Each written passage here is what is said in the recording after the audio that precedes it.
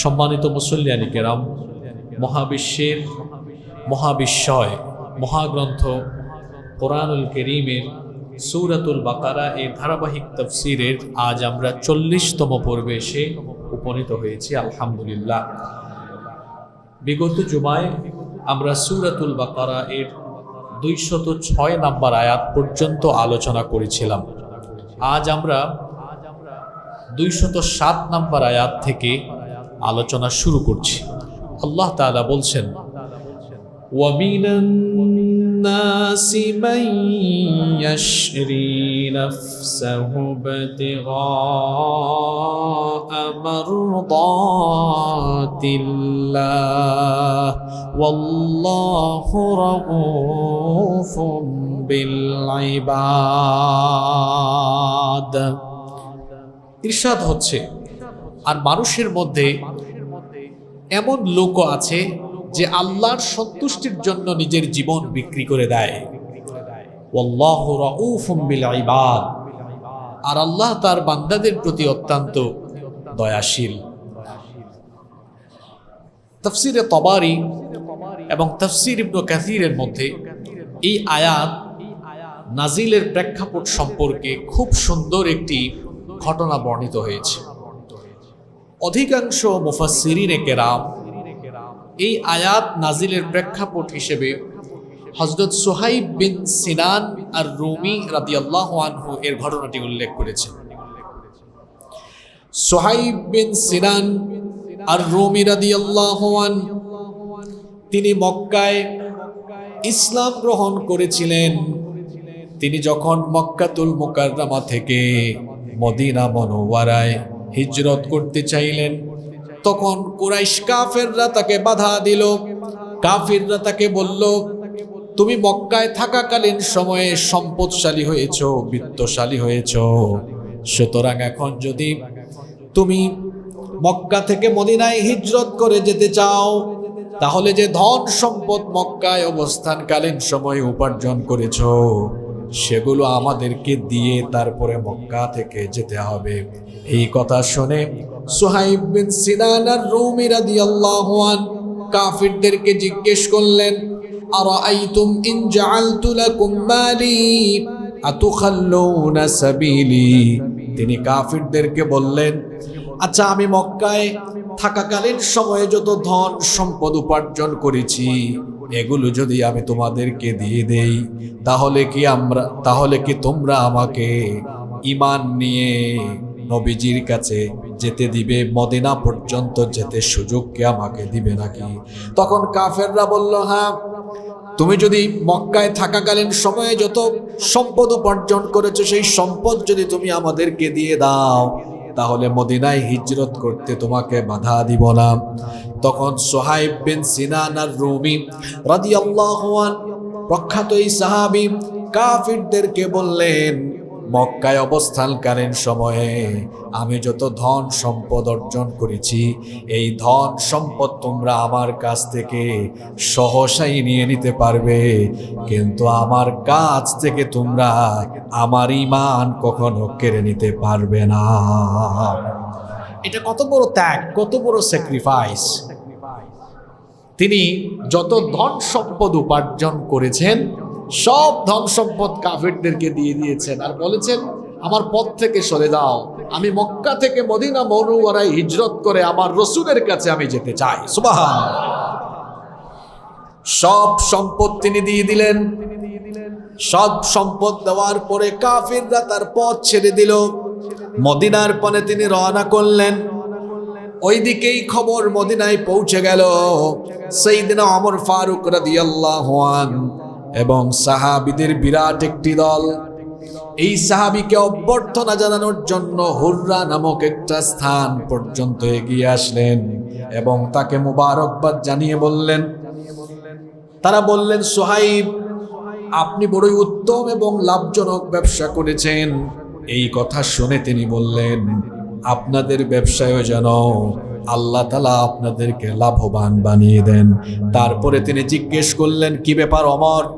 বুঝলাম না, আমার মতো একজন ছোট মানুষকে রিসিভ করার জন্য, অভ্যর্থনা জানানোর জন্য এত দূরের পথ আপনারা এগিয়ে আসলেন, এর কারণটা কি?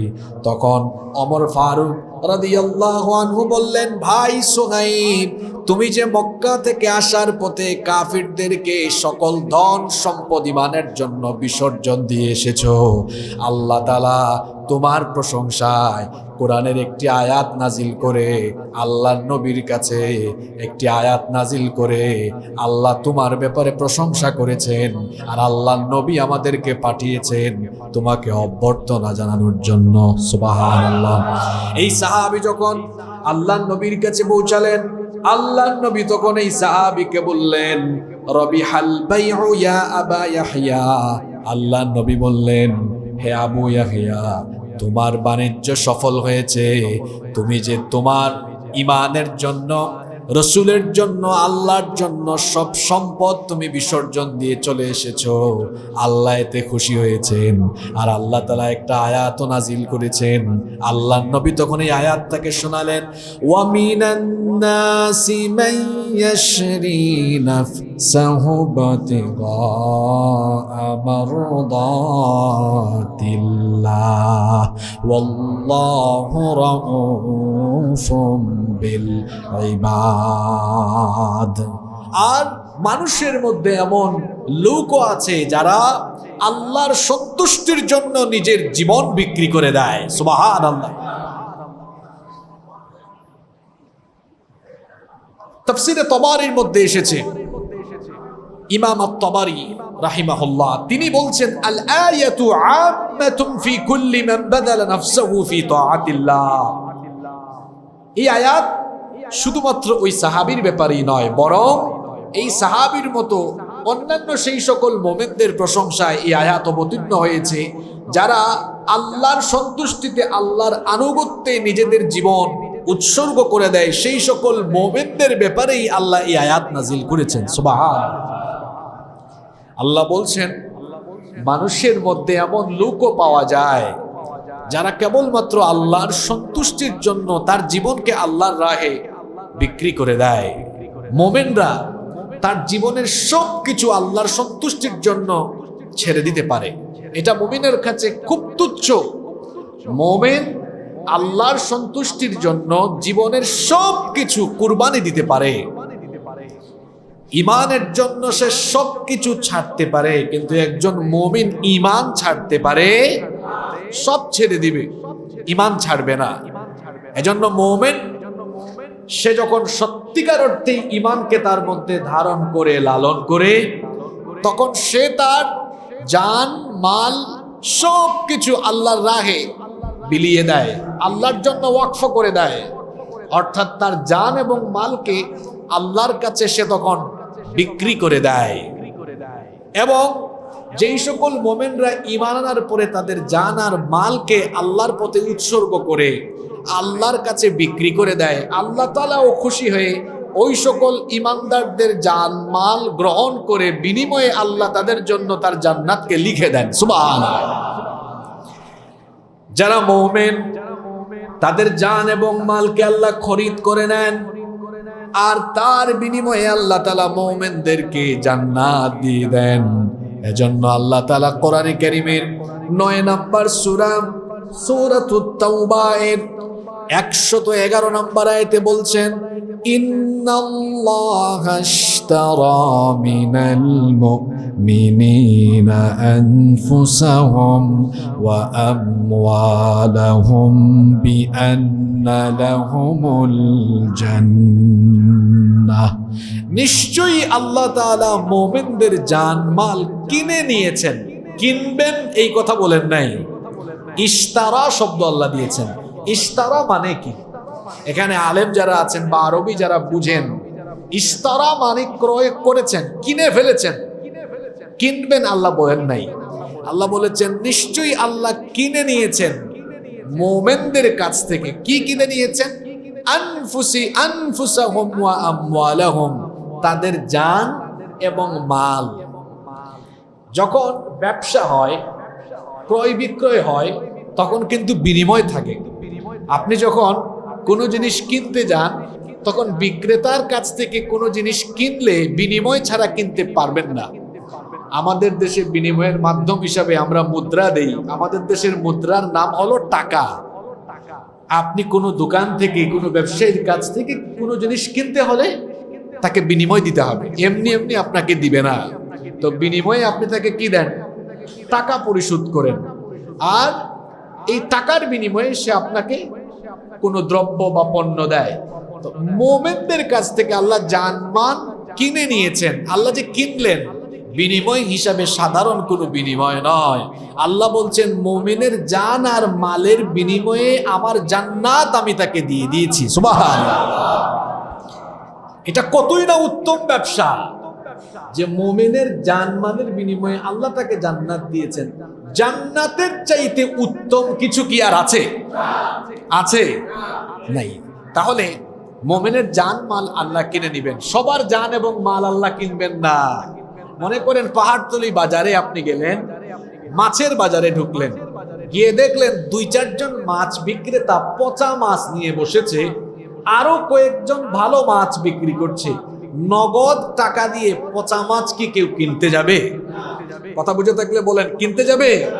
তা আপনি নগদ টাকা দিয়ে যদি পচা মাছ না কিনেন, আল্লাহর কি ঠেকা পড়ছে যে আল্লাহ তার জান্নাতের বিনিময়ে, হ্যাঁ, কোনো ব্যক্তি যদি এমন হয় তার জানও পচা মালও পচা, মানে তার জান সে এটাকে বিনিয়োগ করে আল্লাহর পথের বিপরীতে শয়তানি পথে, সে যদি তার জানকে পরিচালিত করে তাগুতি পথে, মিছিল দেয় আল্লাহর নামেও না, রসুলের নামেও না, দে তার অমুক ভাই তমুক ভাই, এটার জান পচা।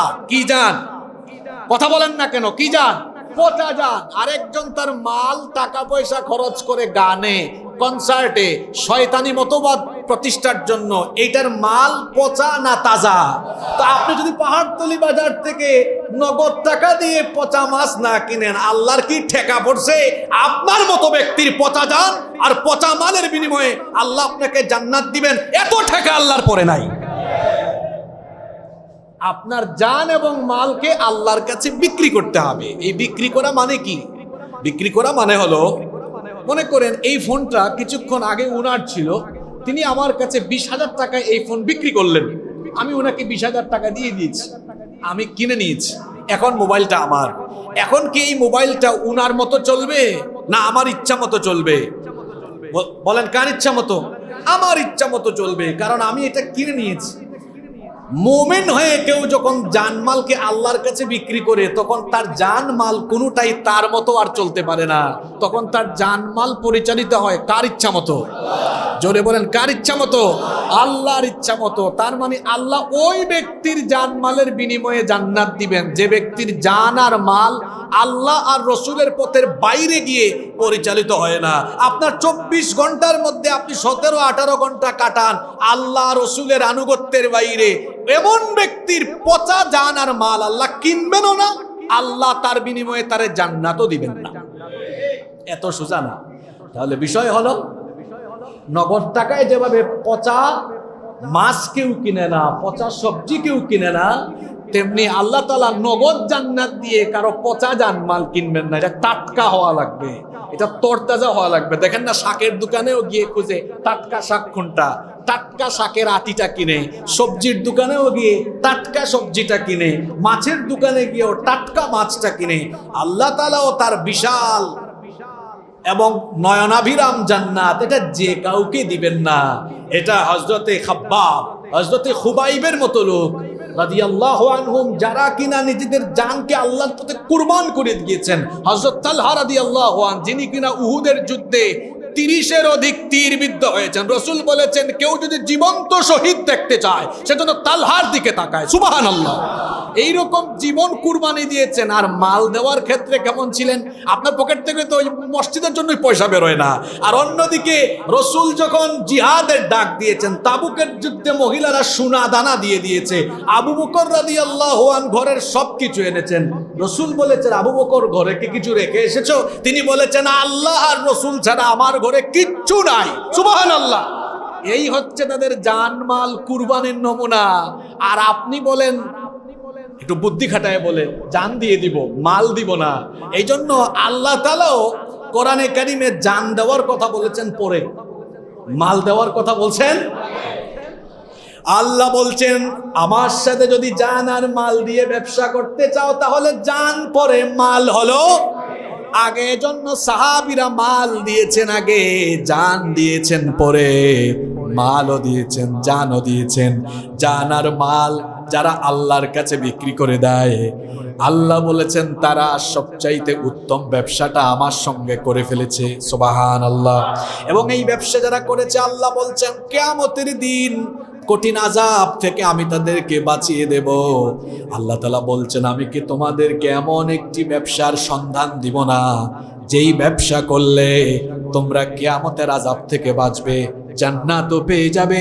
আমরা বললাম আল্লাহ সেই ব্যবসার নাম বলেন, এটা কি মাছের ব্যবসা না পেঁয়াজের ব্যবসা না চাউলের ব্যবসা? আল্লাহ বললেন বান্দা শোনো এটা কোন ব্যবসা। কোরআনে কারিমে সূরা সফ আপনি পড়লে দেখবেন, সূরা সফের 10 নম্বর আয়াত থেকে আল্লাহ এই ব্যবসার কথা বলছেন। ইয়া আইয়ুহাল্লাযীনা আমানু হাল আদুল্লুকুম আলা তিজারাতিন তুনজিকুম মিন আযাবিন আলীম। আল্লাহ তাআলা বলছেন হে ঈমানদারেরা, হাল আদুল্লুকুম আলা তিজারা, আমি কি তোমাদেরকে এমন একটি ব্যবসার সন্ধান দিব না, এমন একটি ব্যবসার কথা বলবো না যেই ব্যবসা করলে পরে তুনজিকুম মিন আযাবিন আলীম, এই ব্যবসা করলে পরে জাহান্নামের কঠিন আযাব থেকে আল্লাহ তোমাদেরকে বাঁচিয়ে দিবেন। এই ব্যবসাটা হলো এমন, আল্লাহ বলছেন ব্যবসাটা শোনো, ব্যবসাটা হলো তুমিনুনা বিল্লাহি ওয়া রাসূলিহি ওয়া তুজাহিদুনা ফি সাবিলিল্লাহি বিআমওয়ালিকুম ওয়া আনফুসিকুম যালিকুম খায়রুল লাকুম ইন কুনতুম তা'লামুন। আল্লাহ বলছেন এই ব্যবসাটা হলো তোমরা আল্লাহর উপরে এবং তার রাসূলের উপর ঈমান আনবে। ঈমান আনার পরে আমি যে তোমাদেরকে জান দিলাম, মাল দিলাম, আমাদের জান আর মালের আসল মালিক যিনি, জোরে বলেন তিনি কে? আল্লাহ বলছেন আমি যে তোমাদেরকে জান আর মাল দিয়েছি, সেই জান আর মাল থেকে আল্লাহ বলছেন আগে মাল দাও। ওয়া তুজাহিদুনা ফি সাবিলিল্লাহি বিআমওয়ালিকুম, আল্লাহ 1 নম্বরে মালের কথা বলেছে, কারণ আল্লাহ ভালো করেই জানেন আমাদের মালের প্রতি আকর্ষণ কম না বেশি? মালের প্রতি আমাদের আকর্ষণ অনেক বেশি। এজন্য আল্লাহ বলেছেন আগে তোমার এই আকর্ষণ, মালের প্রতি আকর্ষণ, এটাকে বন্ধ করে এই মাল আমার পথে খরচ করো। এরপরে জানের দরকার হলে জানটাও আমার পথে দিয়ে দাও। যদি বান্দা মাল আর জান আমার পথে দিয়ে আমার সাথে ব্যবসা করতে পারো, আল্লাহ বলছেন বান্দা শোনো আমি তোমাকে কি কি পুরস্কার দিব। আল্লাহ এবার পুরস্কারের কথাগুলো বললেন, ইয়াগফির লাকুম যুনুবাকুম ওয়া ইউদখিলকুম জান্নাতিন তাজরি মিন তাহতিহাল আনহার ওয়া মাসাকিন তাইয়্যিবাতান ফি জান্নাতি আদন যালিকাল ফাওজুল আযীম। আল্লাহ বলছেন বান্দা যদি তুমি তোমার মাল আর জান আমার কাছে বিক্রি করে দিতে পারো, আমার পথে উৎসর্গ কুরবানি করে দিতে পারো, তাহলে বান্দা শোনো এই জান মাল আমার পথে দিয়ে দেওয়ার কারণে তোমাকে যে পুরস্কারগুলো দিব, 1 নাম্বার পুরস্কার হলো তোমার যত গুনাহ আছে সমস্ত গুনাহ আমি আল্লাহ মাফ করে দিব। 2 নাম্বার পুরস্কার হলো তোমার গুনাহ মাফের পরে 2 নাম্বার যে পুরস্কার আমি দিব সেটা হলো তোমাকে আমি আমার চিরস্থায়ী জান্নাত এবং সাজানো গোছানো জান্নাত, যার তলদেশ দিয়ে ঝর্ণা দ্বারা বহমান হয়েছে, এমন জান্নাত আমি আল্লাহ তোমাকে দান করে দিব। 3 নম্বর পুরস্কার হলো ওয়া উখরা তুহিব্বুনাহা নাসরুম মিনাল্লাহি ওয়া ফাতহুন করিব ওয়া বাশশিরিল মুমিনিন। 3 নম্বর পুরস্কারের কথা আল্লাহ বলছেন, আরেকটা পুরস্কার যেটা তোমরা চাও আল্লাহর তরফ থেকে মদদ, সাহায্য, আল্লাহর সাহায্য পেয়ে আল্লাহর দ্বীনের বিজয় যদি তোমরা জান আর মাল দিয়ে জিহাদ করো, আল্লাহ বলছেন যেভাবে আমি নবী এবং সাহাবীদেরকে মদদ দিয়েছিলাম, বিজয় দিয়েছিলাম, সেভাবে তোমরা দুর্বল থাকলেও আমি মদদ দিয়ে সাহায্য করে তোমাদেরকেও পৃথিবীর বুকে আমি বিজয়ী বানিয়ে দিব। তিনটা পুরস্কার আল্লাহ দিবেন কখন? যদি আমরা আমাদের জান আর মালকে বিক্রি করে দেই কার কাছে? আল্লাহর কাছে। এই জান আর মাল যারা আল্লাহর পথে দিয়ে দিয়েছে তারা সবচাইতে উত্তম ব্যবসায়ী, সবচেয়ে চমৎকার ব্যবসাটা তারাই করেছে। আল্লাহ বলছেন এই সকল বান্দাদের উপরেই তিনি স্নেহশীল, দয়াময়। সুবহানাল্লাহ। আল্লাহ তুমি আমাদেরকে ওই সকল ব্যক্তিদের কাতারে শামিল করে দাও, বলেন আমিন। এরপরের আয়াতে আল্লাহ বলছেন ইয়া আইয়ুহাল্লাযীনা আমানু দুখুলু ফিস-সিলমি কাফা ওয়া লা তাত্তাবিউ খুতুওয়াতিশ শাইতান ইন্নাহু লাকুম আদুউম মুবিন। আল্লাহ তাআলা বলছেন ইয়া আইয়ুহাল্লাযীনা আমানু দুখুলু ফিস-সিলমি কাফা, ইয়া আইয়ুহাল্লাযীনা আমানু, হে ঈমানদারেরা, উদখুলু ফিস-সিলমি কাফা, তোমরা পরিপূর্ণভাবে ইসলামে প্রবেশ করো। ওয়ালা তাত্তাবিউ খুতুওয়াতিশ শাইতান, আর শয়তানের পথ, শয়তানের পদাঙ্ক অনুসরণ করো না। ইন্নাহু লাকুম আদুউম মুবিন, নিশ্চয়ই সে তোমাদের প্রকাশ্য শত্রু। তাফসীর আত-তাবারি, তাফসীর ইবনে কাসীর এবং তাফসীরে বাগাবীর ভেতরে এসেছে। মুফাসসিরিনে কেরাম উল্লেখ করেছেন এই আয়াত এমন কিছু লোককে উদ্দেশ্য করে নাজিল হয়েছে যারা ইসলাম গ্রহণ করার পর পূর্ববর্তী রীতিনীতি এবং বিধানকে নিজেদের মধ্যে আঁকড়ে ধরেছিল। বিশেষ করে আহলে কিতাবদের মধ্যে কিছু লোক যখন মুসলমান হওয়ার পরেও তারা শনিবারের মর্যাদা এবং তাওরাতের কিছু বিধানকে ইসলামের সাথে পালন করতে লাগলো। অর্থাৎ আহলে কিতাব থেকে মুসলমান হওয়ার পরেও ইসলামেরও কিছু মানে, তাওরাতেরও কিছু মানে। আল্লাহ তাআলা তখন বললেন না, এটা হবে না। ইসলাম কবুল করার পরে ইসলামের বাইরে আর কিছুই অনুসরণ করা যাবে, কিছুই আর অনুসরণ করা যাবে না। এই আয়াতটি বর্তমান সময়ে অত্যন্ত প্রাসঙ্গিক। আমাদের মধ্যে অনেক লোক আছে, এদের জীবনাচার দেখলে বোঝা যায় সে এখনো 3 ভাগের 1 ভাগ ইসলামে ঢুকছে, 2 ভাগ বাইরে আছে, অথবা অর্ধেক ঢুকছে, অর্ধেক ইসলামের বাইরে আছে। এরা কেমন লোক? দেখবেন বাস্তবে অনেক মানুষ দেখা যায় নামাজ আদায় করে কিন্তু সুদ খায়। নামাজ আদায় করা এটা কার হুকুম? আবার সুদ না খাওয়া এটাও কার হুকুম? একটা মানে আরেকটা। বিভিন্ন মসজিদে দেখা যায় যে সুদখুররা মসজিদের সামনের কাতারেও বসে, আবার এলাকায় সুদখুরদের হিসাব করা হলে এদেরকে সামনের সিরিয়ালে বসানো লাগবে। তো 2 জায়গায় থাকে, এরকম আছে না নাই? অনেক এলাকায় তো টাটকা সুদখুর মসজিদের কমিটিতেও থাকে, আছে না এরকম? তো দেখবেন ইসলামে অর্ধেক ঢুকছে, অর্ধেক বাইরে, এখনো অর্ধেক বাইরে, নামাজ আদায় করে কিন্তু সুদ খায়। হজ আদায় করে এসেছে হাজী সাহেব, কিন্তু যে অফিসে বসেছে চাকরি করে ঘুষ ছাড়া একটা ফাইল উল্টায়ও না। আর বাংলাদেশে ঘুষের কারবার হলো এমন, এই দেশে ঘুষ ছাড়া একটা ফাইলও এক জায়গা থেকে আরেক জায়গায় যায় না। আপনারা আমার সাথে একমত না দ্বিমত? কি একটা সিস্টেম এই দেশে!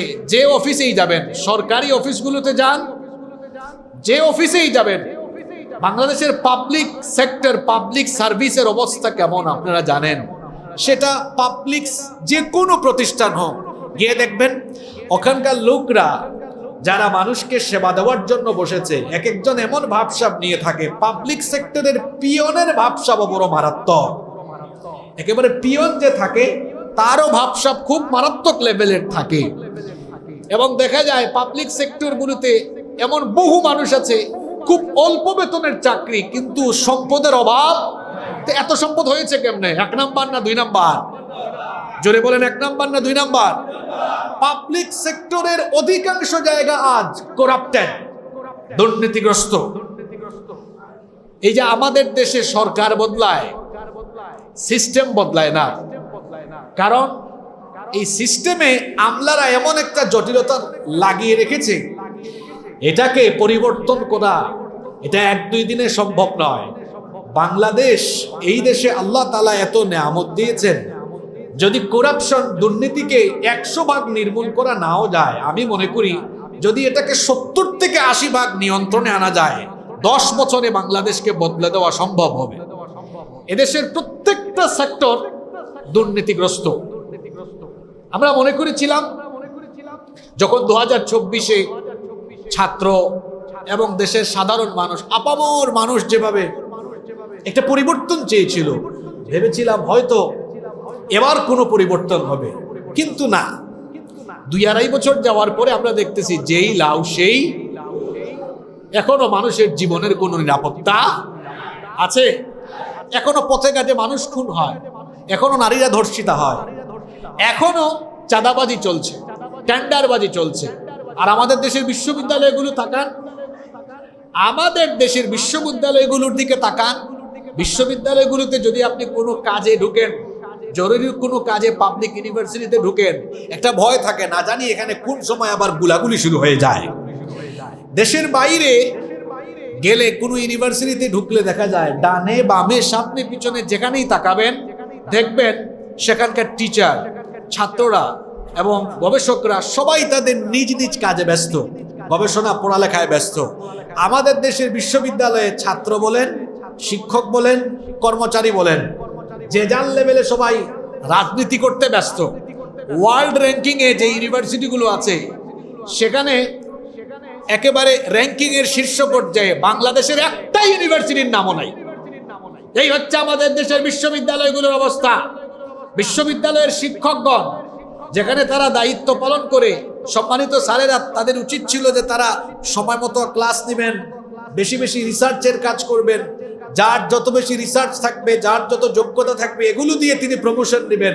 কিন্তু না, দেখা যায় এখানে প্রমোশন হয় কে কত বড় রাজনীতিবিদ, কে কোন দলের কত বেশি চাটুকারি করতে পারেন, এগুলোর ভিত্তিতে দেখা যায় বিশ্ববিদ্যালয়ের শিক্ষকদের প্রমোশন হয়। ঠিক না ঠিক? দেখবেন সরকার পরিবর্তন হওয়ার সাথে সাথে সব বিশ্ববিদ্যালয়ের ভিসি পরিবর্তন হয়। এটা সব সরকারের আমলে হয়, এটা যে এই সরকার তা না, যে কোনো সরকার আসলে দেখা যায় যে সরকার পরিবর্তনের সাথে সাথে বিশ্ববিদ্যালয় প্রশাসনের যে বড় বড় পদ থাকে সব পরিবর্তন হয়ে যায়। তাহলে একটা দেশে বিশ্ববিদ্যালয় যেখানে এটাকে সর্বোচ্চ বিদ্যাপীঠ বলা হয়, সেখানেও দেখা যায় প্রমোশন হয় মেধা বা যোগ্যতার ভিত্তিতে না, সেখানেও রাজনীতির ভিত্তিতে হচ্ছে। ঠিক না ঠিক? ছাত্ররা আসেন, ছাত্রদের অবস্থা আসেন একটু পর্যালোচনা করি। বিশ্ববিদ্যালয়গুলোতে দেখা যায় ছাত্ররা পলিটিক্সে জড়িয়ে রাজনীতি করতে করতেই কাম সারা। আমাদের দেশের পাবলিক অনেক বিশ্ববিদ্যালয় আছে যেখানে সেশন জট 4 বছরের অনার্স 5 বছর 6 বছরে হয়, পড়ালেখা হয় না। তো কারণ এই হলে মারামারি, এই দেখা যায় এই দল ওই দল মারামারি করে, কোন দল হল বন্ধ, ক্লাস বন্ধ, এইরকম পরিস্থিতি হয়। চিন্তা করা যায়, যাদের কাজ ছিল পড়ালেখা করা, যে শিক্ষকদের কাজ ছিল পড়ালেখা করানো, ছাত্রদেরকে গবেষণা করানো, সে বিশ্ববিদ্যালয়গুলোর অবস্থা কেমন দেখেন। পাবলিক প্রতিটা সেক্টর আজ করাপ্টেড। সেখানে আপনি যেখানেই যাবেন দেখবেন দুর্নীতি আর দুর্নীতি। আমি বলছিলাম বাংলাদেশে আল্লাহ তাআলা এত নিয়ামত দিয়েছেন, যদি এই করাপশনকে, এই দুর্নীতিকে লাগাম টেনে ধরা যেত, এই বাংলাদেশকে বদলায় দেওয়া যেত। কিন্তু কি অবস্থা? আমি ঘুষের কথা বলছিলাম, ঘুষ ছাড়া একটা ফাইলও হাঁটে না। মানুষের হাঁটার জন্য পা, আর ফাইলের হাঁটার জন্য টাকা। ফাইল হাঁটার জন্য কি লাগে? আমি কিছু উদাহরণ দেই। ভূমি অফিসের কাজ কারবার তো আপনারা জানেন, হাই রে হাই, কত লেন্দি হয়।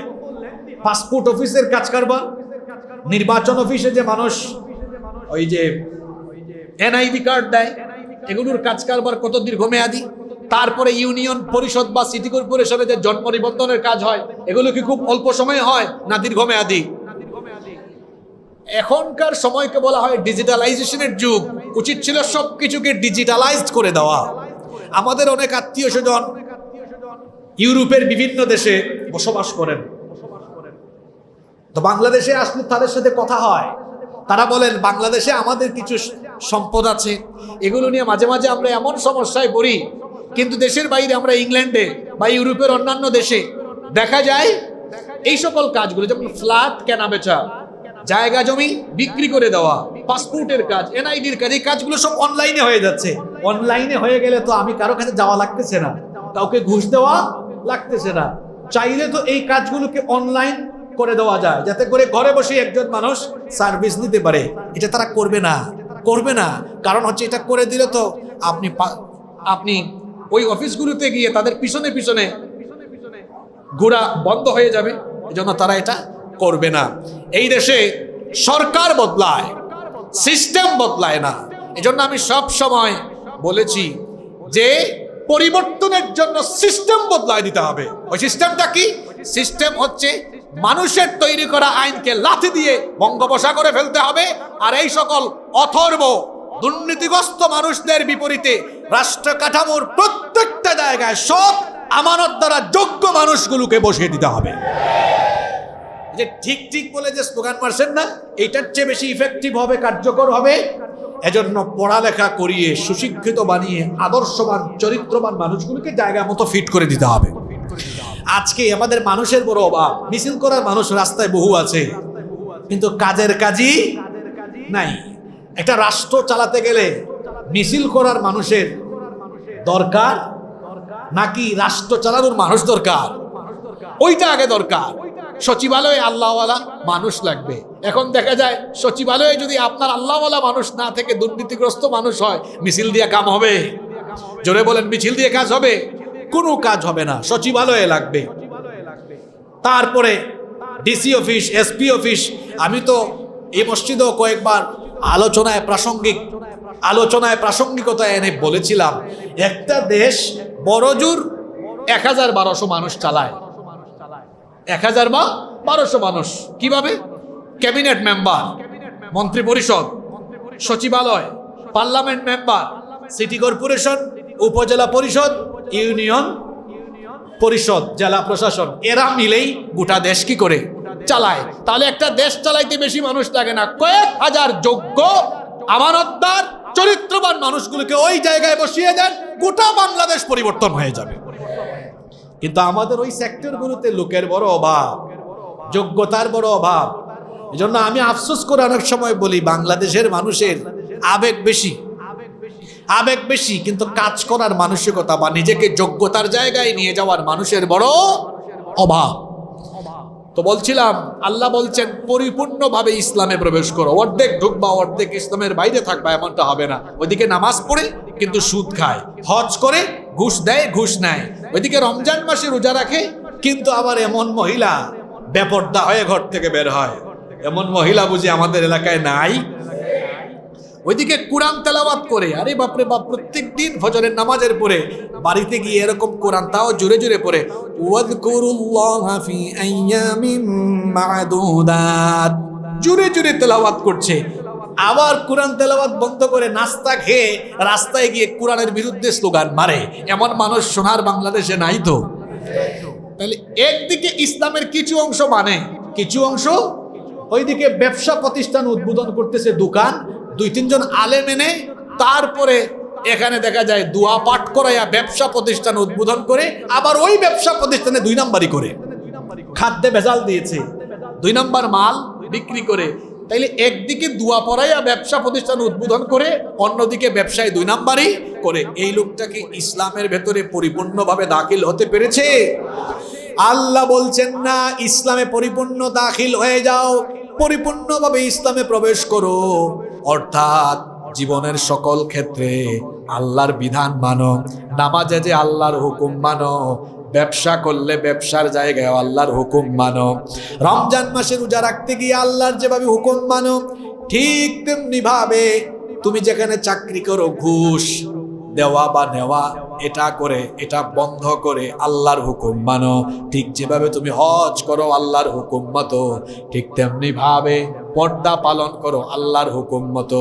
যেভাবে আল্লাহকে খুশি করার জন্য ফজরের নামাজের পরে কোরআন তেলাওয়াত করো, সে আল্লাহকে খুশি করার জন্য সে আল্লাহর দেওয়া আদেশে এই কোরআনকে একেবারে শিক্ষাঙ্গন, আদালত, আইন অঙ্গন, এমনকি সচিবালয়, পার্লামেন্ট, বঙ্গভবন, সব জায়গায় এই কোরআনের আইনের বাস্তবায়ন ঘটাও।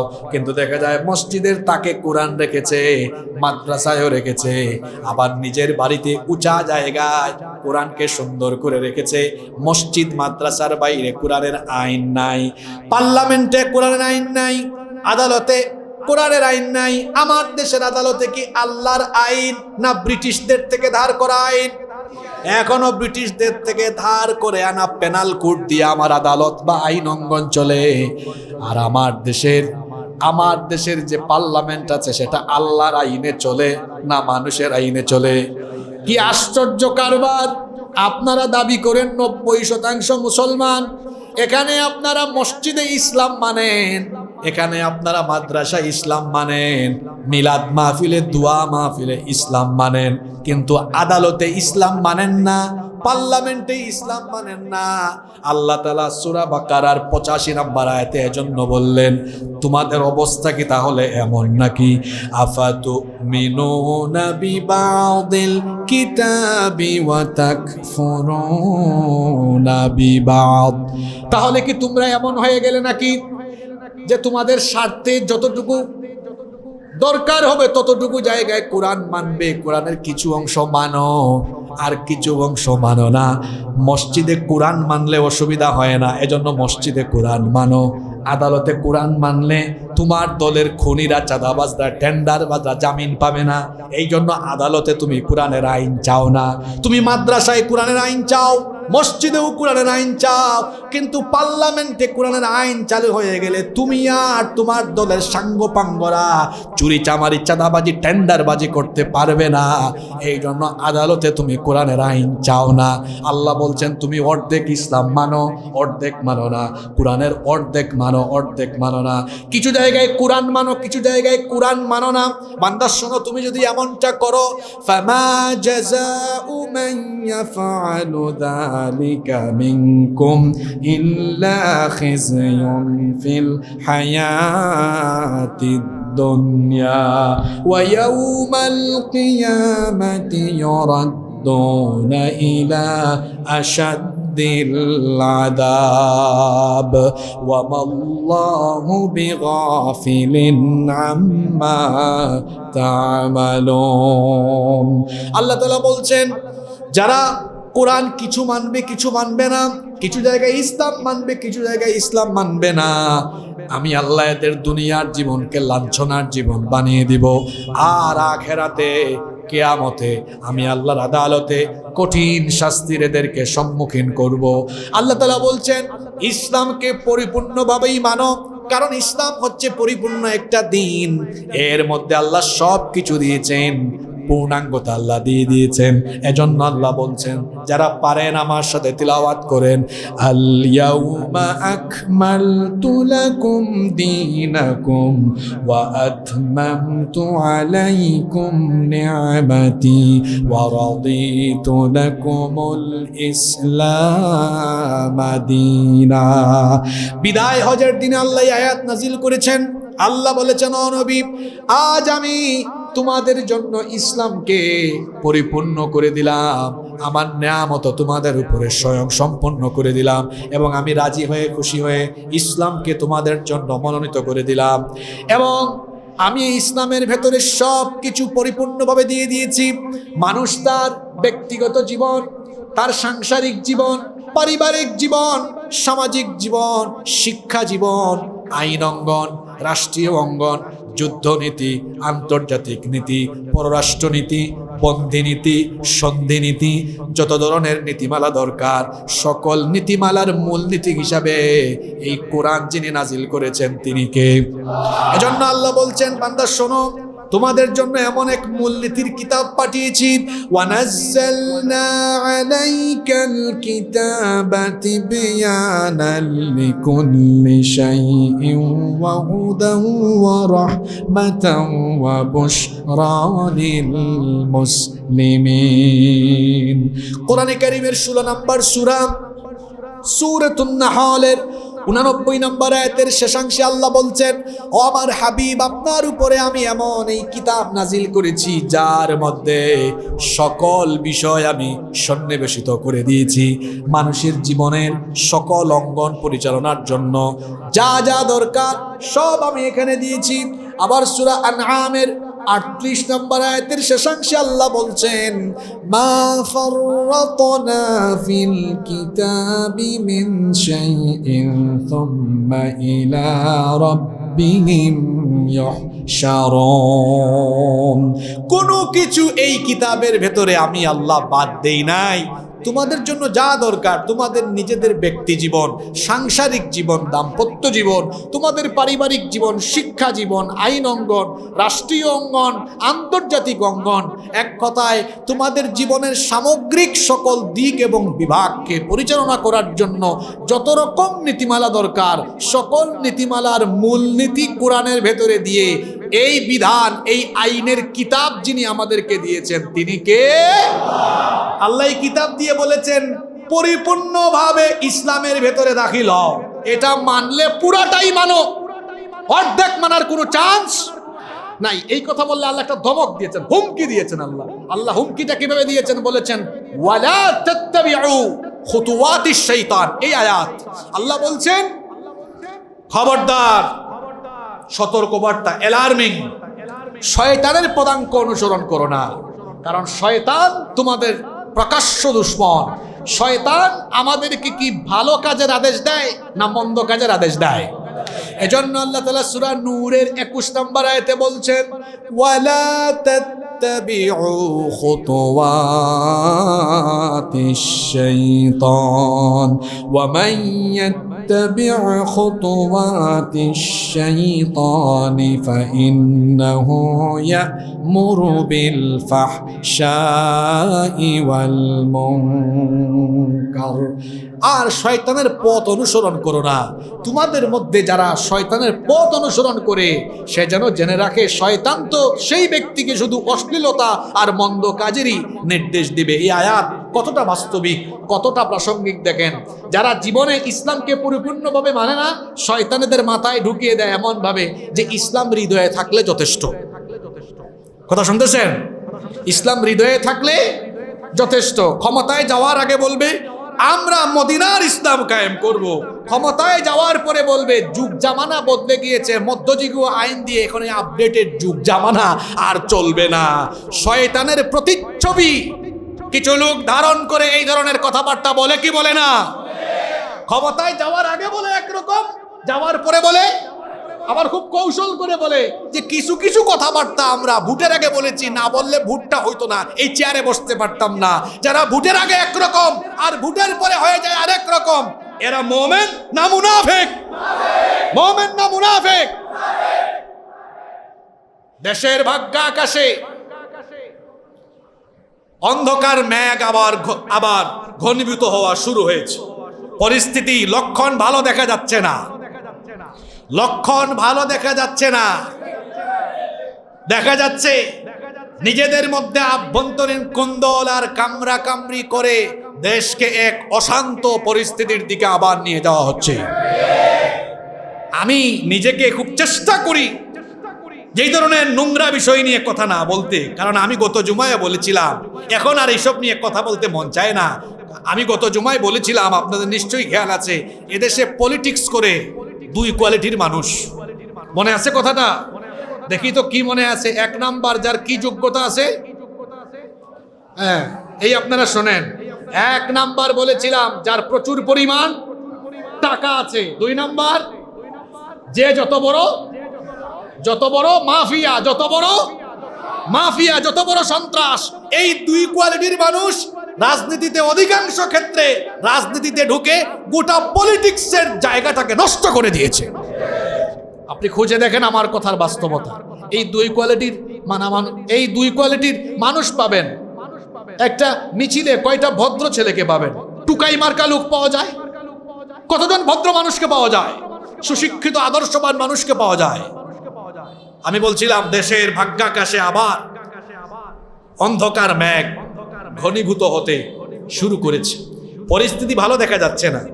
দেশের মানুষ শান্তিতে যে বসবাস করবে এই পরিস্থিতিও নাই। কারেন্ট এখন আসে না, নাকি যায়? আসে না যায়? মাঝে মাঝে আসে, মাঝে মাঝে। আপনাদের বাসার মধ্যে কি গ্যাস সব সময় পাওয়া যায়? গ্যাস নাই, বিদ্যুৎ নাই, কি একটা অবস্থা! জায়গায় জায়গায় খাম্বা আছে, কারেন্ট দেখা যাচ্ছে না। বাড়িতে বাড়িতে গ্যাসের লাইন আছে, গ্যাস পাওয়া যাচ্ছে না। বাজারে গেলে পণ্যদ্রব্যে আগুন। একজন শ্রমজীবী মানুষ 500 টাকা ইনকাম করে সে যে বাড়িতে ঢুকবে, তার স্ত্রী সন্তানের জন্য বাজার করে, আজ সেই পরিস্থিতি আর নাই। কখন বাজারকে নিয়ন্ত্রণ করা যায় না, কখন পণ্যদ্রব্যের দাম বাড়ে। যখন কোনো একটি পণ্য একটা জায়গা থেকে আরেকটা জায়গায় নিয়ে আসার সময় জায়গায় জায়গায় চাঁদা দেওয়া লাগে, তখন তো পণ্যের দাম অটোমেটিক বাড়ে। এদেশে একজন স্বরাষ্ট্রমন্ত্রী আছেন যিনি তার নিজের মন্ত্রণালয়ের কোনো খোঁজ খবর নাই। এদিকে চাঁদাবাজি, টেন্ডারবাজি, খুন, ধর্ষণ, তারপরে সন্ত্রাসী কর্মকাণ্ড বেড়েই চলছে। উনি খালি কথায় কথায় সংবিধান সংবিধান বলে, আছে না নাই? প্রধানমন্ত্রীকে বলবো এই লোকটাকে বলেন তার নিজের দায়িত্ব পালন করতে। একটা ব্যর্থ লোক, সম্পূর্ণভাবে ব্যর্থ একটা লোক, আইন অঙ্গনকে পুরোপুরি নিয়ন্ত্রণ করতে পারে নাই। ঠিক না ঠিক? বিদ্যুৎ মন্ত্রী, জ্বালানি মন্ত্রী এমন এক লোক, সে কথায় কথায় মানুষের সাথে মজা করে। আপনারা দেখবেন কথায় কথায় মানুষের সাথে কি করে মজা করে। ও তো আগেও মজাই ছিল, এখনো মজায় আছে। ও আগে মজাই ছিল কেন বললাম? খুঁজে গিয়ে দেখেন তার মেয়েকে কোথায় বিয়ে দিয়েছে। আগেও মজাই ছিল, এখনো মজায় আছে। এদেশে আমরা যারা জনগণ, আমরা যেন পাটা পুতাইলের মাঝখানে পড়ে গেছি। যে যখন সুযোগ পায় আমাদেরকে খালি ডলাডলি মারে, ঘষাঘষি করে। বিদ্যুতের দাম, গত মাসে কারেন্ট বিল কেমন আসছে? নাকি শুধু আমার ঘরে বেশি আসছে? আপনাদের ঘরে মনে কম আসছে, তাই না? আমার ঘরে দ্বিগুণ হয়ে গেছে, দ্বিগুণের বেশি, দ্বিগুণে বেশি। কারেন্টের দাম বেড়েছে কিন্তু কারেন্ট আমরা পাই না। দাম বাড়িয়ে দিয়েছে বিদ্যুতের, কিন্তু বিদ্যুৎ আমরা, এলপিজির দাম বেড়ে গিয়েছে, গ্যাসের দাম বেড়ে গিয়েছে, বাজারে পণ্যদ্রব্যের দাম বেড়ে গিয়েছে। কোনো কিছুকে নিয়ন্ত্রণ করা যাচ্ছে না। আবার ওইদিকে ক্রেডিট কে কার থেকে নিবে? ভালো করে বলছি, নিজেদের মধ্যে কামড়া কামড়ি বন্ধ করেন, এখনো সময় আছে। নইলে প্রত্যেকে এমন বিপদে পড়বেন, এই বিপদ থেকে উদ্ধার হতে হলে আরো যে কত যুগ লাগবে তা আপনারা নিজেরাও জানেন না। ধানের খেতে, পাট খেতে লুকাই লুকাই থাকতো। সবাই যখন বের হলো, আমি কোন নির্দিষ্ট দলের মানুষকে বলছি, আমি সবার কথা বলছি। গত 2-3 বছর আগে সবাই, আপনারা সবাই, দেশের সব মানুষ বিপদে ছিল।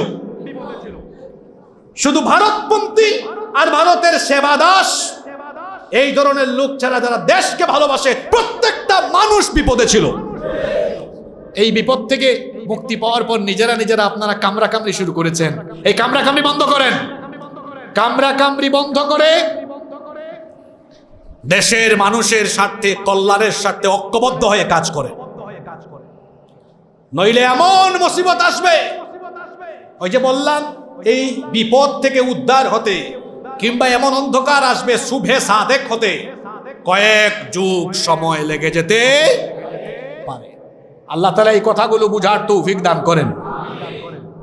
সম্মানিত মুসল্লিয়ানি কেরাম, আল্লাহ বলছেন পরিপূর্ণভাবে ইসলামে প্রবেশ করো, শয়তানের পথ অনুসরণ করো না। শয়তানের পথ হলো জাহান্নামের পথ। শয়তান এসে আপনাকে বলবে যে এত কড়াকড়ি করলে চলবে না, ইসলামের সব বিষয় মানা যাবে না, কারণ ইসলামের কিছু আইন হলো বর্বর। নাউজুবিল্লাহ পড়বেন না? ওই যে বললাম ক্ষমতায় যাওয়ার আগে বলে একরকম, যাওয়ার পরে যাওয়ার আগে বলে আমরা খালি যাই না, মদিনার ইসলাম কায়েম করব। আর যাওয়ার পরে কি বলে? যাওয়ার পরে বলে যে আমরা কি মধ্যযুগে বাস করি নাকি? মানে কোরআন আইনকে বলেছে মধ্যযুগীয় আইন। নাউযুবিল্লাহি মিন যালিক। আমাদের দেশের যে সংবিধান, এটা নিয়ে তো আমি প্রায়ই কথা বলি। এই সংবিধান হলো যে যখন ক্ষমতায় আসবে তার মতো এটা লিখবে, সংস্কার করবে, তার মতোই তারা এখানে অ্যামেন্ডমেন্ট এনে নিজেদের মতো চালাবে। এভাবেই চলতে থাকবে। 17 বার সংশোধন হয়েছে, সামনে হবে। মানুষের ভাগ্যের পরিবর্তন হবে না। যদি এদেশের সব মানুষের ভাগ্যের পরিবর্তন চান, মুসলমান নয়, হিন্দু, বৌদ্ধ, খ্রিস্টান, সব মানুষের ভাগ্যের পরিবর্তন চান, তাহলে এই জিনিস যেটা এত বছর ধরে আছে, 54-55 বছর ধরে, এটাকে ডাস্টবিনে ফেলায় দিয়া আল্লাহর কিতাবকে ওই জায়গায় নিয়ে যেতে হবে। এছাড়া মুক্তি পাওয়া সম্ভব। আজকে 2 আয়াতের আলোচনা হয়েছে। আমরা পরবর্তীতে আরো 4-5 জুমা পরে 209 নম্বর আয়াত থেকে শুরু করবো ইনশাআল্লাহ। আপনারা জানেন মাহে রবিউল আউয়াল কাছাকাছি, এই তো আর 6-7 দিন পরে শুরু হচ্ছে। এই জন্য রবিউল আউয়াল মাস আল্লাহর নবীর আগমনের মাস। এই জন্য আমরা রবিউল আউয়াল মাসে 4টা জুমা পাবো। আমরা মাসব্যাপী এই 4টা জুমায় আমরা নবী করিম সাল্লাল্লাহু আলাইহি ওয়াসাল্লামের মিলাদ নিয়ে, সিরাত নিয়ে, তার জীবনী থেকে আগামী 4 জুমা ধারাবাহিক কথা শুনবো ইনশাআল্লাহ। আল্লাহ রাসূলের সাল্লাল্লাহু আলাইহি ওয়াসাল্লামের জীবনের নানা দিক নিয়ে আমরা আগামী 4 জুমায় কথা বলবো। অতঃপর আমরা আবারও 4-5 জুমা পরে পুনরায় আমাদের এই ধারাবাহিক তাফসীরে ফিরে আসবো ইনশাআল্লাহ। এবং আগামী জুমা থেকে আমাদের এখানে একটি কর্মসূচি চলবে। আমরা রাসূলে পাক হাবিবে মুস্তাফা সাল্লাল্লাহু আলাইহি ওয়াসাল্লামের জীবনী থেকে আলোচনা করব এবং প্রত্যেকদিন আলোচনা 1:15 দিকে আমরা শেষ করে পরবর্তী 5 মিনিট আমরা একটা কুইজ দিব আলোচনার উপরে। এই কুইজে আপনারা যারা বিজয়ী হবেন, আমি এই সওয়াবে শামিল হতে চাই। প্রত্যেক জুমায় আমি আমার নিজের তরফ থেকে আপনাদেরকে হাদিয়া দিব ইনশাআল্লাহ। যেন প্রস্তুতি নিয়ে আসবেন, না ঝিমাইয়া 1 ঘন্টা আলোচনা শুনবেন। আলোচনা শেষে প্রশ্নোত্তর থাকবেন। আপনারা যারা বিজয়ী হবেন, যে কোনো একজনকে, সবাইকে না, যে কোনো একজনকে, তবে এই সুযোগটা উপরের তলায় থাকবে না, কারণ উপরের তলায় তো আমি কাউকে দেখি না, কেউ হাত তুললেও তাকে সুযোগ দিতে পারবো না। এখন এই সুযোগটা শুধুমাত্র নিচের ফ্লোরে যারা, তারা। এখন বলবেন এটা কেন? হ্যাঁ, এটা অগ্রাধিকার ভিত্তিতে, কারণ আমি মনে করি নিচের ফ্লোরে যারা আসে তারা 11:30টার মধ্যেই হয়তো মসজিদে প্রবেশ করে। তো এই সুযোগটা নিচের ফ্লোরের মুসল্লিদের জন্য থাকবে এবং আপনাদের জন্য আকর্ষণীয় পুরস্কারের ব্যবস্থা থাকবে ইনশাআল্লাহ।